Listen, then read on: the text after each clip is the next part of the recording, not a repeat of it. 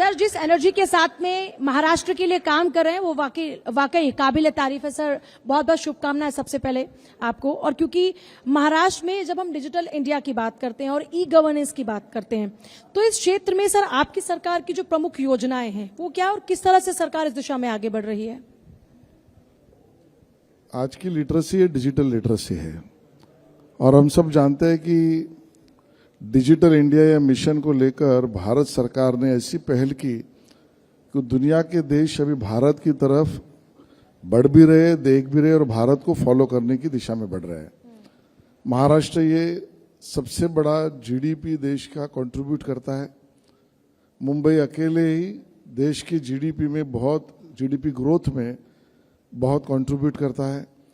और स्वाभाविक एक इकोसिस्टम जो महाराष्ट्र में बनी है, यहाँ पर यूनिवर्सिटीज, यहाँ पर एकेडमिक्स, यहाँ पर रिसर्च, यहाँ पर इनोवेशंस, इधर का इंफ्रास्ट्रक्चर और इस सब आधार पर भारत ने जो ग्रोथ की उसमें महाराष्ट्र ने भी अपना विजन बहुत सटीक तरीके से तय किया। और हमारा डिजिटल मिशन जो है महाराष्ट्र का, उसमें हमने अलग अलग पहलू को रखा है और जिसमें जैसे हमने कहा एआई हो, क्वांटम हो, मशीन लर्निंग हो, ब्लॉकचेन हो, जीसीसी हो, ये सब ग्रोथ इंडस्ट्रीज के साथ साथ इकोसिस्टम को ही है। लेकिन हम सब ने तय किया है कि भाई इसको और सिटीजन सेंट्रिक भी बनाना चाहिए और इसके लिए सर्विसेज में 150 से भी ज्यादा सर्विसेज ऑनलाइन मेटा के साथ एग्रीमेंट करके व्हाट्सएप के द्वारा भी ऑनलाइन इस तरीके से सर्विसेज को देना हो। ऑनलाइन बिजनेस की और इंडस्ट्रीज की परमिशंस को स्ट्रीमलाइन करना हो। एजुकेशनल रिफॉर्म्स में टेक्नोलॉजी का भाग इतना बढ़ाया कि स्वाभाविकता इस प्रकार की पॉलिसीज, उसमें centre of excellence, AI universities, इस प्रकार का निर्माण हो। तो इन सब आधार पर एक डिजिटल इंडिया जिस गति से बढ़ रहा है उसमें डेटा सेंटर आज 47% of the data centre of the country is in Maharashtra. So digital Maharashtra की इस पॉलिसी में हमने डेटा सेंटर की भी एक एक्सक्लूसिव पॉलिसी बनाई है और उस आधार पर इस ग्रोथ को हम कंट्रीब्यूट कर रहे हैं और उसका एक विजन लेकर हमारे चीफ मिनिस्टर देवेंद्र फडणवीस साहब के नेतृत्व में हम काम कर रहे हैं। सर, आपके पास जो विभाग है आज के दौर में स्कोप इतना ज्यादा है और अपॉर्चुनिटीज इतनी ज्यादा है, मैं चाहूंगी कि आप युवाओं से बात करते हुए बताएं कि किस तरीके से युवाओं को कनेक्ट किया जा रहा है ताकि आने वाला महाराष्ट्र का भविष्य और भारत का भविष्य उज्जवल हो। मैं तो सभी युवाओं से निवेदन करूंगा कि कल की भाषा नहीं, आज की भाषा ही टेक्नोलॉजी है। हम किसी भी तरीके की अपनी शैक्षणिक व्यवस्था को स्वीकारें, लेकिन डिजिटल लिटरेसी, इनोवेटिव और इंक्यूबेशन की तरफ लगाव और रिसर्च की तरफ अपनी चाहत, इसको बढ़ाने की आवश्यकता अपने युवाओं को, और जो अपना युवा पूरा भी कर रहा है उस दिशा में जा रहा है। महाराष्ट्र ने इंडस्ट्री लिंक्ड सब्सिडी इस प्रकार की योजनाएं बनाई जिसके कारण दुनिया भर से सभी इंडस्ट्रीज को महाराष्ट्र की तरफ आकर्षित करने में हम अग्रणी है। आज भी हम देखेंगे तो 30% से भी ज्यादा, करीब 35% से भी ज्यादा होगा, हम फॉरेन डायरेक्ट इन्वेस्टमेंट इस देश में जो आता है वो महाराष्ट्र में उसको अट्रैक्ट करते हैं। कहने की बात यह है कि यहाँ इंडस्ट्रीज आ रही है, यहाँ पर फॉरेन डायरेक्ट इन्वेस्टमेंट आ रहा है, यहाँ जीसीसी की पॉलिसी बहुत स्पष्ट है, महाराष्ट्र की एआई पॉलिसी बहुत निश इंक्लूसिव इस प्रकार की है। हमारे यहाँ पर आईटीईएस पॉलिसी के आधार पर शैक्षणिक व्यवस्थाएं खड़ी हो रही है। हमने यहाँ पर प्राइवेट यूनिवर्सिटीज को, जैसे अभी अटल सेतु क्रॉस करके हम जाएंगे तो एड्यू सिटी, एक एजुकेशन सिटी हम बना रहे हैं, वहाँ पर इंटरनेशनल यूनिवर्सिटीज के कैंपसेस आ रहे हैं। एक अच्छा पूर्ता इकोसिस्टम यहाँ पर खड़ा हो रहा है। युवाओं ने उसकी अपॉर्चुनिटी का लाभ लेना चाहिए। साथ ही में पुराने जमाने में हमारे पास आईटीआईज हुआ करती थी, उस आईटीआईज को कन्वर्ट करके स्किल डेवलपमेंट सेंटर्स, इस प्रकार के हमने पॉलिसीज बनाई और कुछ आईटीआईज कन्वर्ट भी किए। मानो कोई इंडस्ट्री यहाँ पर आ रहा है तो उसको जो भी ह्यूमन रिसोर्स लगेगा वो ह्यूमन रिसोर्स स्पेसिफिक ट्रेन चाहिए, तो उस ट्रेनिंग की व्यवस्था, भाई वो लैंड ले, कंस्ट्रक्शन करे, फिर इन्वेस्ट करे, उसके बजाय महाराष्ट्र सरकार अपनी जगह और आईटीआई कंस्ट्रक्टेड बिल्डिंग एक साथ उसको देगा, आप उसी में आपके सीएसआर फंड से या अन्य फंड से आपका ह्यूमन रिसोर्स डेवलप करिए। तो ये स्किल डेवलपमेंट सेंटर्स, ये भी महाराष्ट्र के टायर 2, टायर 3 और अदरवाइज स्किल ह्यूमन रिसोर्स को वो बनाने का हब हम बना रहे हैं। तो मैं चाहता हूं कि दुनिया की इस रेस में, पेस में और ग्रोथ में महाराष्ट्र की इस इकोसिस्टम का लाभ युवाओं ने लेना चाहिए, उस प्रकार की व्यवस्था हम खड़ी कर रहे हैं। तो युवाओं को एक बार जोरदार ताली बजानी चाहिए इस बात पे, क्योंकि अलग अलग सेक्टर्स में कैसे सरकार काम करे और आप लोगों के क्या स्कोप है उस पर बात हुई। सर, क्योंकि आईटी सेक्टर का जिक्र हो रहा है बार बार, तो आईटी सेक्टर में जब हम रोजगार की बात करते हैं, युवाओं की प्रतिभाओं की बात करते हैं, तो उनके लिए अपॉर्चुनिटीज प्रोवाइड कराने के लिए आप लोग किस तरीके से काम कर रहे हैं? जैसे मैंने कहा कि भाई एक तो 3 अलग अलग प्रकार है। एक तो दुनिया भर की जो सोशल मीडिया हो या आईटी बेस हो या आईओटी कंपनीज हो या इनोवेशंस और टेक्नोलॉजीज की कंपनी से हो, भारत की तरफ हमने अट्रैक्ट तो की माननीय मोदी जी के नेतृत्व में। महाराष्ट्र में उसके लिए हम एक अट्रैक्टिव पॉलिसी लेके आए। तो उनका CSR भी हम, ये डिजिटल लिटरेसी हो, AI मिशन हो, इस लिटरेसी के लिए यूज कर रहे हैं। और उसके कारण ये कनेक्ट यूथ का टेक्नोलॉजी से करना, इसके लिए private universities, international universities, skill universities और उसके साथ साथ CSR हो या मिशन हो, जैसे AI मिशन, इस मिशन के आधार पर युवाओं को कनेक्ट करके उसको इस कदर बनाना कि जो इस आने वाले डेवलपमेंटल ग्रोथ की इंडस्ट्रीज के साथ स्वाभाविक जुड़ जाए और दुनिया को भी लगे कि भाई ऐसा ह्यूमन रिसोर्स कहाँ है। तो महाराष्ट्र में इस प्रकार के युवाओं को अट्रैक्ट करने के प्रोग्राम्स और मिशन हमने बनाए हैं।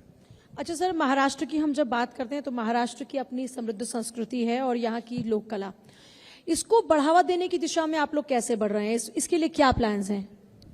मैं बहुत सौभाग्यशाली हूँ कि मुझे माननीय मुख्यमंत्री जी ने, देवेंद्र जी ने दोनों डिपार्टमेंट दिए, जहाँ कल्चरल अफेयर भी है और इंफॉर्मेशन टेक्नोलॉजी भी है। माननीय मोदी जी लगातार कहते हैं कि हमको भारत का विकास विरासत से विकास तक ऐसा करना है। और जब विरासत की बात करते हैं तो हमारा कल्चर, हमारा हेरिटेज और विकास यानी कल की भाषा, आज की भाषा, ये टेक्नोलॉजी बेस्ड है। तो कल्चरल अफेयर मिनिस्ट्री में हमारे पास एक बड़ी महाराष्ट्र, एक समृद्ध संपन्न इस प्रकार का महाराष्ट्र है। यहाँ पर लोक कला है, लोक वाद्य है, लोक साहित्य है, लोक संगीत है, लोक नृत्य है। यहाँ पर हर जिले में आपको अलग अलग भाषाओं का लहजा दिखेगा। वहाँ की पाक कला अलग है, वहाँ की नृत्य कला अलग है, वहाँ पर लोगों का साथ में एकत्रित रहना, उस प्रकार के नागरीकरण की भी अलगता विशेषता है।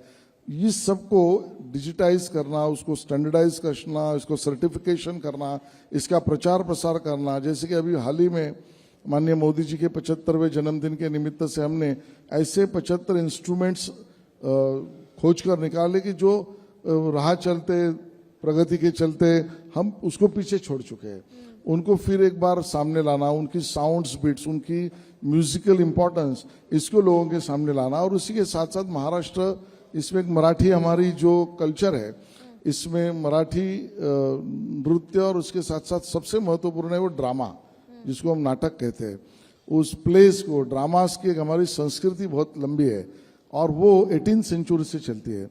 तो उसके लिए सब्सिडीज देना, उसकी कॉम्पिटिशन्स करना, उसके इन्वॉल्व होने वाले सभी ग्रुप्स और सभी एक्टर, एक्ट्रेसेस, बैक स्टेज, इन सब के लिए कोई ना कोई योजना बनाकर उनको भी उसमें से राहत मिले, इस प्रकार की योजना करना, ये भी करते रहते हैं। और साथ ही में हमारे पास महाराष्ट्र में गैजेटरीज है, 14 करोड़ से भी ज़्यादा ऐसे हिस्टोरिकल डॉक्यूमेंट जिसको कह सकते हैं, उसका सबका डिजिटाइजेशन करना, रिस्टोरेशन करना। और उसी के साथ साथ कल्चरल प्रोग्राम्स के माध्यम से पूरे महाराष्ट्र में ये साल हम 360 दिनों में 1200 से ऊपर प्रोग्राम कर रहे हैं, जिसके कारण इस प्रकार स्प्रेडिंग भी अच्छा हो और इन्वॉल्वमेंट भी अच्छा हो। क्या बात है सर, रियली वेरी गुड। एक चीज जानना चाह रही हूँ सर, क्योंकि संगठनात्मक तौर पर आपके पास अच्छा खासा अनुभव है, क्योंकि आपने मुंबई की कमान को संभाला, BCCI में ट्रेजरर के पद पर भी आप रहे, फिर वकालत भी आप बखूबी जानते हैं। लेकिन अपने मंत्रालय में जब आते हैं तो यहाँ पर कोई चुनौती मानते हैं? देखिए, हर काम ये चुनौती भरा ही होता है।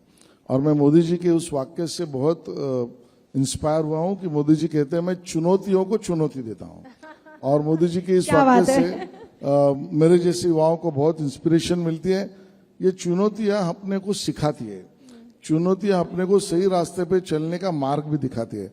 चुनौतियों से निकलने वाला जो रिजल्ट है वो समाज के लिए बहुत हितकारी होता है। और इस चुनौतियों को पॉजिटिवली लेना, ये मेरा मानस रहता है। और इसके लिए मंत्रालय में भी संगठन में काम करता रहा लगातार कई साल, 10 साल, 9.5-10 साल तो मैं अध्यक्ष रहा हूं। अभी भी चुनाव का मुंबई कॉरपोरेशन का प्रभारी हूं। लेकिन एक बड़ा लंबा अनुभव मुझे संगठन का है। लेकिन इसके साथ साथ गए सरकार के समय मेरे पास school education, sports and youth affair ये मंत्रालय था। आज आईटी और कल्चरल अफेयर है।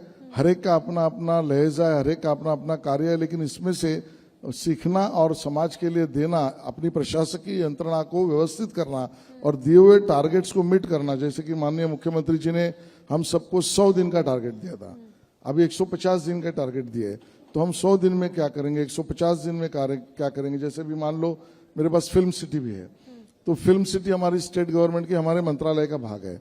तो 1 विंडो परमिशन, भाई हमारे यहाँ पर प्रोडक्शन के लिए, हमारे यहाँ पर शूट के लिए आने वाले लोगों को भाई पुलिस के पास जाओ, फिर कॉर्पोरेशन के पास जाओ, फिर पीडब्ल्यूडी के पास जाओ, फिर इरिगेशन के पास जाओ, अलग अलग डिपार्टमेंट उनको जाना पड़े। तो इसके कारण जो तकलीफ होगी, और शूट करने के लिए, चित्रीकरण करने के लिए लोग कम आए, ऐसा न हो, इसके लिए 1 विंडो, आप हमारे पास एक जगह अर्जी करिए, हम सब जगह अलग अलग लोकेशंस की परमिशन आपको दे देंगे। फिल्म सिटी रीमेकिंग की नई पॉलिसी बनाकर हम जो गोरेगांव की फिल्म सिटी है उसको नया बना रहे हैं। हम रामटेक नागपुर में नई फिल्म सिटी बना रहे हैं, नासिक में और एक फिल्म सिटी वहां पर निर्माण कर रहे हैं। महाराष्ट्र ये पहला देश का राज्य होगा जहां पर हमने ऑलरेडी IICT, मेरे युवाओं को तो कहूंगा इसके बारे में जानकारी ले कि जैसे IIT है, Indian institute of technology, IIM है, इंडियन इंस्टीट्यूट ऑफ मैनेजमेंट, वैसे Indian institute of creative technology है। ये IICT का कैंपस पहला हमारा शुरू भी हो गया और नई यूनिवर्सिटी की बिल्डिंग हम गोरेगांव में अगले समय पर 2-3 सालों में उसका काम पूरा करेंगे।